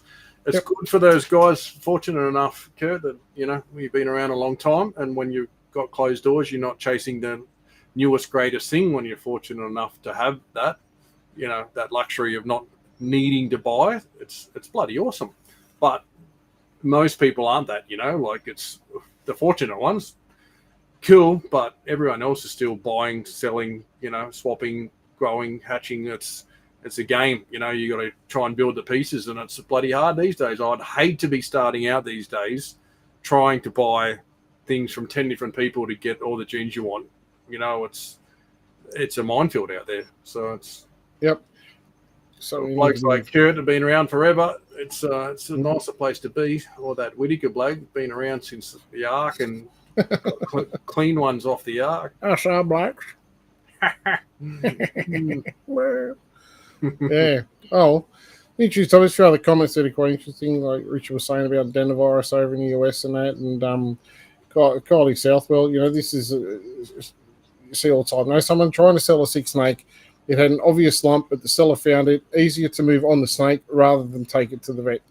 It's just it's typical. So I don't want to deal with this. I'll just sell it. I'll get some money back. It's someone else's problem, and you potentially that person might have scraped and saved every cent to buy the 10 snakes or 12 snakes they got, and because someone wants, going back to what Mitch said, cash grab. Someone wants a cash grab, and they I'll just dump it, sell it cheap. Someone goes, oh, that's cheap, I'll buy that. They bring in their collection, and suddenly their collection's gone. It's funny. I mean, people hate paying vet bills. People want to buy animals. They don't want to spend money on vet bills and testing stuff. It's how it is. You can buy more snakes instead of paying for testing, but at some point you've got to protect what you've got. It's like your car. You can't just drive your car forever. It's cool, but you got to service it somewhere. If you don't service it, you're in the shit. Like it's you got to wash it, you got to polish it, you got to look after it, clean the inside of it out. Unfortunately, there's costs involved in some things. When you get to a certain point, it's just part of the game. You've got to do it right. You've got to protect what you got. So, and that's like Kurt saying, Kurt, I would too. But if you're careful, as you say, choice of breeders is much less risk. It is. It's less risk, but the onus always falls on you. You buy a snake, you take it home, you quarantine it, you separate it. If you chose any sign, if it was me and I got something and I went home in the quarantine, I'm like, there's something wrong with that, it'd go in the freezer. Hell yeah. I quarantined shit for way too long, and even Shane Sims said you don't need to quarantine shit for 2 years. You can't out quarantine a virus, so you've got to test it. You get it in, you test it straight away. If it's straight up positive, see you later. You don't waste any more time. And test it again in 3-4 months. It's out the door sort of thing. But he's saying you don't need to. I'll leave stuff hanging forever. And then if it's past 6 or 12 months of growing, eating, being normal, cool. I'll test it now. Like I almost leave them a long time to prove himself before I even start the testing process. So, but everyone's got to do it. They've got to protect their own. I remember many, many years ago when I got a snake from you, Daz, to come over for a breeding deal. It's like, give it to me in November so I can test it. Before there was actually a couple, and I knew there was nothing wrong with it, but I was paranoid. Yeah, well, when someone says they're going to test your shit, everyone's like, "Oh, well, I'm telling people, test my shit, please." Yeah, I do too. I'm like, you take it home, test it. Yeah, don't question it. It's a simple case. Some people find it offensive. I thought Daz was going to probably crack the shit. Going, Daz, I'm going to test your snake. He's probably going to tell me to yourself, like I'm not dealing with this, but no, tested. I can't remember what snake it was. I do. Something probably. Silver pepper girl. Oh, that's right. Yep. And tested positive because I'm putting it with my prize albino boy. Tested negative, mate. Don't say tested positive. No. Sorry. Tested negative. Perfectly fine animal. And then, you move on. But I look at it like I have too much to risk in that room to go, I bought one snake in and I burned the room down. Spend just $500 because on testing or lose 50 adults, back then. Yeah, based on my word that, my collection's good. Everyone says their collection's good. Yeah. Who's going to come out and say, oh, yeah, mate, do you want to do a breeding loan? I've got an IDO, but, it'll be right. Babies will be fine, Yeah, just keep the eggs separate. Yeah. We'll breed it out together. Yeah. No, I was quite fine. I was like, go test it, whatever, in the back of my head. It's good reinforcement. It's nice. I get a lot of people that I tell that people sometimes say this the right way. People sometimes think if they buy from the big guys, their stuff's going to be fine. We wouldn't have these hundreds of hatchies if we had problems. We'd have dead animals everywhere. Nothing's going to breed with viruses. I still tell people, please test it. Do your own diligence, quarantine it, test it. And I love hearing back from people going, yeah, mate, tested your snakes, come back, it's all good. Excellent. That's just further reinforcement that shit's good, absolutely. Fine. So the same thing. I'd had to count how many people that have bought a snake from me, and you talk to them, especially when you're at the shows and stuff like that. Yeah, don't trust me, mate. Take it home and test it. No, test it yourself, mate. Yep. And test it. I've had people buy multiple, when people are buying, they're quite often buying, they're buying from Daz, they're buying from me, they're buying from 5 other people, and I tell them, I'll probably sound like a cock, can you put my shit separate and test it separate? Like I want my stuff isolated from everything. So when there's a problem, if there's a problem later on, you have tested each of those lots of things individually. So if something pops up somewhere else, that's cool. Their problem. My shit's good. That's all I want. Not I bought 10 hatchies from 10 people and now they're all dead. You sent me a virus. Exactly. I say, well, okay, you bought 10 snakes and you got a virus a year later. Well, where'd it come from? Oh, I don't know. I bought 10 snakes.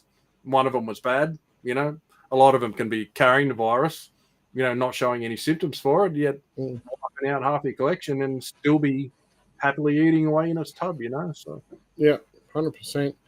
This show could go forever, mate. I know. I think it's an interesting topic, and it is one that should be spoken about far more often. Scary as shit too. It is. A lot of people, it's the number one fear that one day, you lose what you've got and all your years of work because it burns down from something. So and the saddest part, like I can't remember who said it. Lack of education from people coming into the hobby, and they look around going, I want to buy a marble or an albino, this, that, and the other. I want to buy a marble. It's 500. Here's one for 200. That's cheap. I wonder why that's cheap. What a bargain. I'll buy that one. What are you buying? I always maintain, if you've got a car worth $100,000, why are you selling it for 40? Yeah. Yep. There must be something wrong with it, because why are you not selling it for 100 if that's what it's worth? So it's the same thing. If a snake's worth $2,500, why are you selling it for $700? Yeah. Yep. Like, to me, I'd just go, there's something got to be wrong there. Like there's no point going, albino. What's an albino granite worth these days, Brent? $3 or $4 grand, yeah. Right, so let's say $3,500, split it in the middle for argument's sake. That's $3,500. Why are you selling yours for $1,500? Yeah, yep. Something's wrong. Here's a nicer. Okay, so why not $3,000? Yeah, not $2,500 or $2,000 cheaper. Yep. Like, if you want to sell it quick and it's a $4,000 snake, well, you can sell it quick for $3,000. Your $100,000 car sells fast at 75. Like it's it doesn't need to be 25. Like. No, that's right. I just be wary. Yeah, absolutely. Anyway, I guess the comments are getting more and more interesting. Almost everyone can close the collection. I'll start now, but I'm going to bed, so we'll come back to this. And obviously, virus is still a very hot topic, as it should be. I'm glad people are interested and want to talk about it, because the more people talk, the more people are educated, and the people who do know plenty about it often don't talk about it either. So, 100%. The more information that's shared, and the more people that share the information, the better off we all are. But unfortunately, we're never going to fix the problem of people going, "Oh, I've got a virus," or sell everything fire sale. Yeah, that's just humans. Sadly, there's some shit ones amongst us. No worries. But anyway, all right. Well, that went from a quick. We'll just do a quick one. Be done in 40 minutes to like almost 2 hours. 9 to now it's 10 o'clock. I can go and pick up my kid from work. Yeah, go to bed. All right. Well, Brent, if anybody wants to come and find you and talk to you about viruses, where can they find you? KHP Reptiles, Messenger Brent Smith. People text me too. Like some days like today, I'm just getting absolutely smashed. So just be patient. Most days I'm all over it like a rush. Other days you're going to wait 6 hours to get a reply, because I can look at my phone now and see there is 7, 8, 9 messages and page messages and messenger messages, and I'm probably going to bed. So, I'll get back to them all. Just be patient with us. Some days, we're bloody busy. Yeah, we get busy. So, and for me, Morelia by Design or Darren Whittaker, Messenger or Facebook, whatever, we are here. So, thanks, guys. Thanks, Adam. Awesome. I'll watch the replay. And Denny, love these chats, boys. When we talk about education, this is the chats with experts. I don't know if we're experts, but yeah. We can talk like experts. Yeah, we just pretend. Darren's an expert talker. Yes, drip under pressure, an expert. Yeah. All right, guys. Well, thanks for dropping in, listening, watching, and joining in. Appreciate it, and we will see you soon with some eggs and cool shit. Yeah, eggs, triple heads, baby. Let's go. Let's go. Let's go. All right, guys. Thanks for coming. We'll catch you on the next one. Good night.